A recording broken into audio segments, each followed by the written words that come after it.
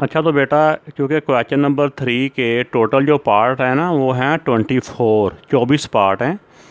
तो मैंने 24 पार्ट ही सॉल्व कर दिए हैं। तो फिर मैंने सोचा कि सब की सब एक वीडियो बनाएंगे ना तो वीडियो काफ़ी लंबी हो जाएगी। तो मैंने फिर 24 पार्ट के ना और 3 हिस्सों में डिवाइड करके 8 पार्ट्स की वीडियो बनाई है, ताकि वीडियो ज़्यादा लंबी ना हो और बच्चों को जिस पार्ट में कोई कन्फ्यूजन हो तो उसी पार्ट की वीडियो डायरेक्ट वो खोले और उसको वहाँ से समझ ले। तो अब ये इस क्वेश्चन 3 की जो तीसरी वीडियो है ना, ये है शुरू हो रही है। ये पार्ट है 17 में बेटा 4225 इसका स्क्वायर रूट फाइंड करना है। तो इसका स्क्वायर रूट फाइंड करना है तो इसका फिर टेकिंग स्क्वायर रूट, इसका स्क्वायर रूट लिया और इधर इसके प्राइम फैक्टर बना लिए। तो इस तरह देखा, ये एक दफ़ा 5 से डिवाइड हो रहा है, फिर 5 से हो रहा है, फिर 13 और 13 से डिवाइड हो रहा है। इनके प्राइम फैक्टर्स को हमने इधर स्क्वायर रूट के नीचे लिख लिया। तो ये 5 का एक पेयर है तो ये बन जाएगा 5 स्क्वायर, और ये 13 का एक पेयर है, ये बन जाएगा 13 स्क्वायर। तो बेटा फिर ये स्क्वायर से स्क्वायर रूट कैंसिल हो गए, तो सिर्फ नीचे वाले नंबर बच गए 5 मल्टीप्लाई बाय 13। तो इनको मल्टीप्लाई किया तो ये 5 13 दा 65।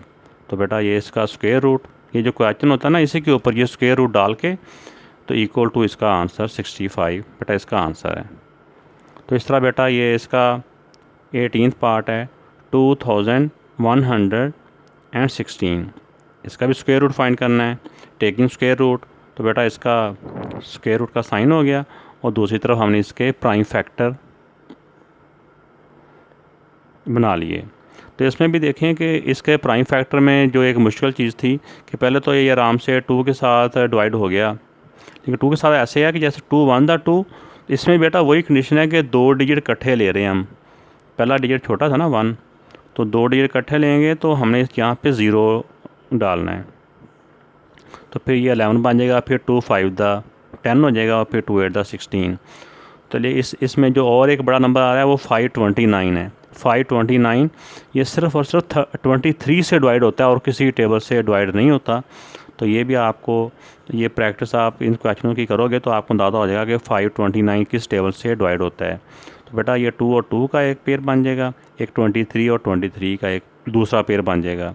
तो 2 को लिख दिया 2 स्क्वायर और 23 के पेयर को एक दफ़ा लिख के 23 स्क्वायर। स्क्वायर से स्क्वायर रूट कैंसिल हो गया बेटा, और फिर ये इसका 2 बच गया और इसका ये 3 बच गया।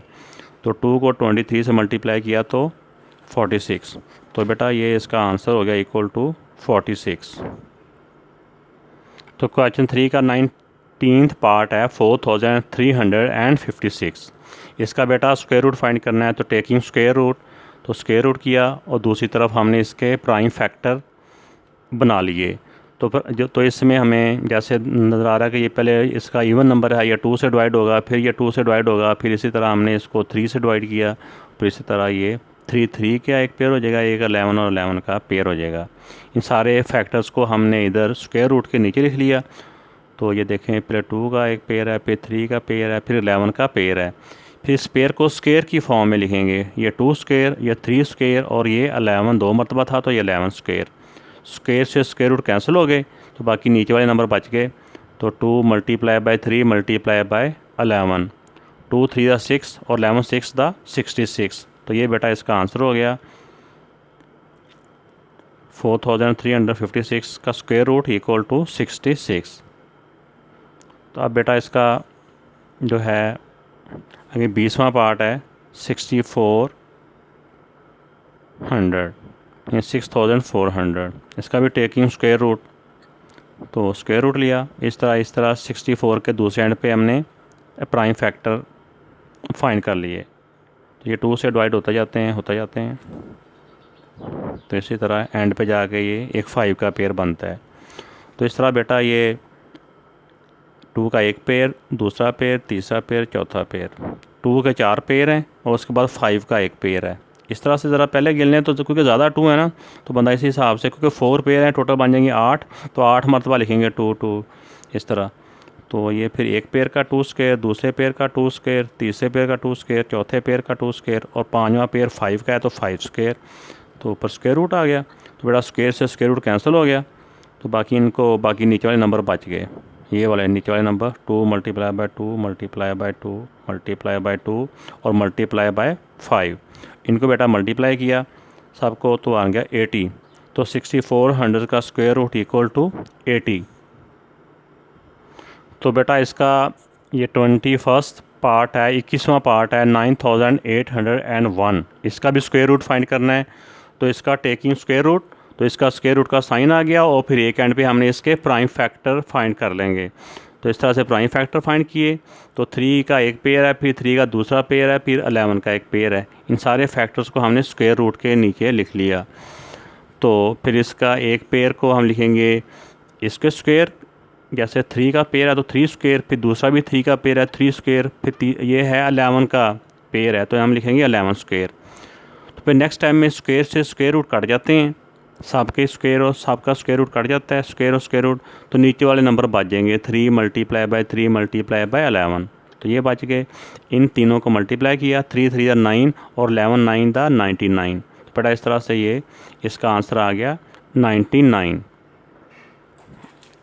तो इस तरह बेटा आगे इसका 22 पार्ट है 8100 का टेकिंग स्क्वायर रूट, इसका स्क्वायर रूट लिया और इस तरह इस तरफ प्राइम फैक्टर बना लिए। तो इसके जब फैक्टर बनाएंगे तो इस तरह ये फैक्टर बेटा इसके ये 2 का एक पेयर है, 3 का एक पेयर, 3 का दूसरा पेयर और फिर 5 का पेयर है। इन सब को यहाँ लिख दिया, इन सारे फैक्टर्स को इधर स्क्वायर रूट के नीचे लिख दिया। फिर इस 2 के पेयर को लिख दिया 2 स्क्वायर, फिर इस 3 के पेयर को लिख दिया इधर 3 स्क्वायर, फिर इस 3 के पेयर को लिख दिया 3 स्क्वायर और फिर 5 के पेयर को लिख दिया 5 स्क्वायर। स्क्वायर से स्क्वायर रूट बेटा कैंसिल हो गए, बाकी नीचे वाले नंबर बच गए। 2 multiply by 3 multiply by 3 multiply by 5। तो इस तरह आप इसको जैसे मर्जी मल्टीप्लाई कर लें। 2 3 6 6 3 18 18 5 90। तो बेटा इस तरह 8100 का स्क्वायर रूट इक्वल टू 90। तो बेटा इसका ये 23rd पार्ट है 12100। तो टेकिंग स्क्वायर रूट, तो इसका टेकिंग स्क्वायर रूट करेंगे तो हम इसका स्क्वायर रूट का साइन आ गया और एक तरफ हम इसके प्राइम फैक्टर फाइंड कर लेंगे। तो प्राइम फैक्टर में इसके फाइंड करते गए तो ये इसके प्राइम फैक्टर हो गए और इस तरह इन सारे प्राइम फैक्टर्स को हमने इधर स्क्वायर रूट के नीचे लिख लिया। 2 multiply by 2 multiply by 5 multiply by 5 multiply by 11 multiply by 11। तो बड़ा ये 2 का पेयर है तो इसको हमने लिख दिया 2 स्क्वायर, ये 5 का पेयर है इसको भी स्क्वायर की फॉर्म में लिख दिया, ये 11 के पेयर को भी स्क्वायर की फॉर्म में लिख दिया। तो बेटा ये स्क्वायर से स्क्वायर रूट कैंसिल हो जाएंगे, तो बाकी नीचे वाला जो नंबर है ये बच जाएंगे 2 मल्टीप्लाई बाय 5 मल्टीप्लाई बाय 11। तो इनको मल्टीप्लाई किया 5 टू द 10, 11 को 10 से करें तो 110 बेटा इसका आंसर होता है। तो 12100 का स्क्वायर रूट इक्वल टू 110। तो इस तरह बेटा ये अब इसका 24th पार्ट है। तो बेटा ये इसका है, तो इसको हम इसका वही स्टेप इसका करेंगे कि टेकिंग स्क्वायर रूट किया तो हमने स्क्वायर रूट कर दिया और इस तरफ हमने इसके प्राइम फैक्टर बना लिए। इसके प्राइम फैक्टर बनाएं तो ये देखें कि आपको ये काफ़ी लंबी, क्योंकि ये आखिरी क्वेश्चन भी है और काफ़ी लंबा भी उन्होंने ऐसा नंबर दिया हुआ कि जिसके फैक्टर काफ़ी ज़्यादा बनते हैं।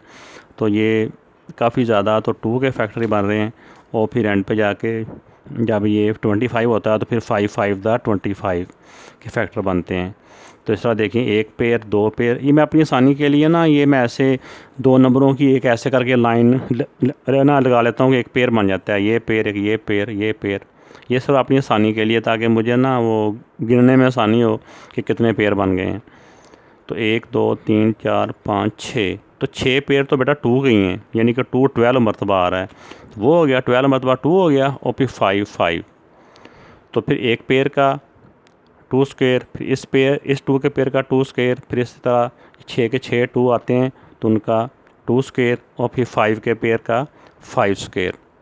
फिर स्क्वायर से स्क्वायर रूट कैंसिल हो गए और बेटा इस तरह नीचे वाले नंबर बच गए। 6 मरतबा 2 है और 1 मरतबा 5 है।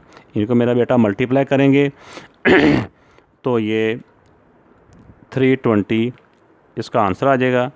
तो बेटा इसका स्क्वायर रूट इक्वल टू 320 इसका आंसर है। तो बेटा ये क्वेश्चन 3 के 24वां पार्ट था।